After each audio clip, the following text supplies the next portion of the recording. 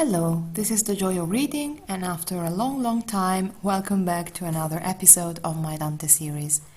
In this episode, I will finish to read, translate and comment the fourth canto of Dante's Inferno.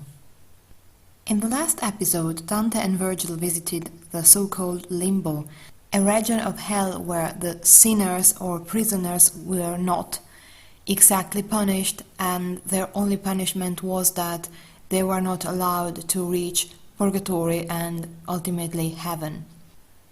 According to the official theology, the limbo was meant for unbaptized children and for the so-called Old Testament saints, so the most important prophets and persons from the Old Testament. So technically, when Dante and Virgil visit the limbo in 13,000, they should meet only unbaptized children, because at some point the Old Testament saints had been brought to heaven by Jesus. But Dante makes some relevant change, and he decides, not accordingly to the official theology, that he wants to put some other people in the limbo as well.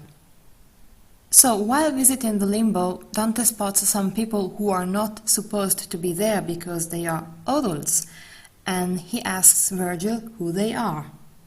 O tu conori scienza e arte, questi chi son, c'hanno cotanta onoranza, che dal mondo degli altri li diparte? E quelli a me, l'onrata nominanza che di lor suona su nella tua vita, grazie a questa in ciel, che si li avanza. Intanto voce fu per me udita, onorate l'altissimo poeta, l'ombra sua torna, che era dipartita. O you who honor every art and science, who are these ones who have such a great honor that they are separated from the rest? And he to me, their honorable name, which echoes above in your life, gains heaven's grace, and that advances them. Meanwhile, I could hear a voice, pay honor to the excellent poet.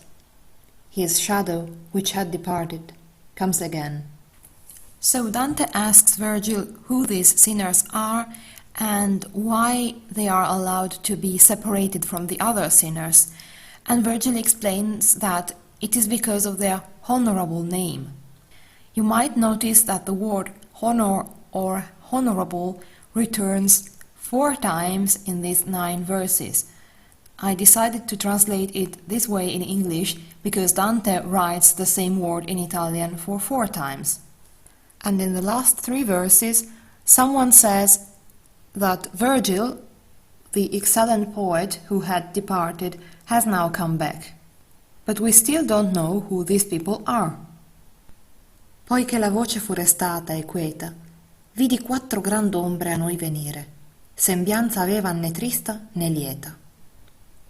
Lo buon maestro cominciò a dire, mira colui con quella spada in mano, che vien dinanzi ai 3 sì come sire. Quelli è Omero, poeta sovrano. L'altro è Orazio, satiro, che viene. Ovidio è il terzo, e l'ultimo Lucano. After the voice had ceased and was silent, I saw 4 mighty shadows approaching us. Their aspect was nor sorrowful nor glad. My good master began to say, regard the one with the sword in his hand, who comes before the 3 as their lord. That one is Homer, sovereign poet. He who comes next is Horace, satirist. The third is Ovid, and the last is Lucan. So these are 4 great poets, Homer, Horace, Ovid and Lucan, 1 Greek poet and 3 Latin poets. And Virgil makes the 5th one. Da che ben ragionato insieme alquanto, volsersi a me con salutevol cenno. E il mio maestro sorrise di tanto.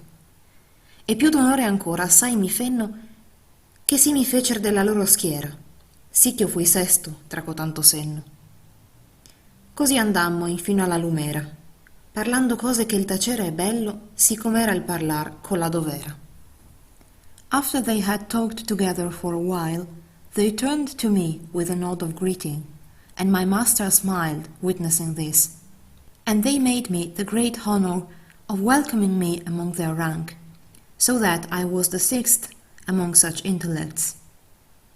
So we walked toward the light, talking of things which is pleasurable to keep silent, just as it was pleasurable to talk back then. So Dante explains that these 5 spirits, the 4 poets and Virgil, talk together for a while, and then they turn to him and they welcome him into their circle. And they start walking together and chatting, sort of, and Dante explains that their discourse was pleasurable at the time, but it would be now less pleasurable to report what they said. So now I'm going to skip the last verses of the canto. Dante and the poets walk together to a sort of garden where they find other spirits, philosophers, scientists, mathematicians, other historical characters and generals, and so on. And all people who were born before Christ, or they were born after Christ, but for some reason they weren't able to come into contact with Christianity. And Dante puts in the Limbo Saladin, who had been the leader of the Muslim military campaigns against the Crusaders. But Dante doesn't put him in the proper hell like a normal sinner, but in the limbo.